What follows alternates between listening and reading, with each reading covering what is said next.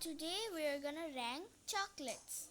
So first we have Toblerone. এটা এতটা ভালো লাগে না, সো এটাকে আমরা নাম্বার 6 দিচ্ছি। Next we have extra thin.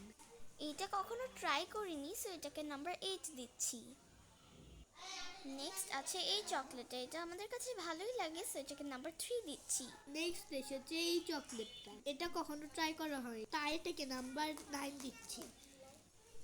Next আবার এক্সট্রা ফিন এসেছে, কেন যে একটা জিনিস বারবার আসে বুঝি না। নেক্সট এসেছে মিল্কা, আমাদের ফেভারিট, তাই এটাকে আমরা নাম্বার 1 দিচ্ছি। কিন্তু তখন আমি ভুল করে নাম্বার 1 দিয়ে ফেলেছিলাম, আমি নাম্বার 1-এর জন্য আরও বেস্ট কিছু খুঁজছিলাম।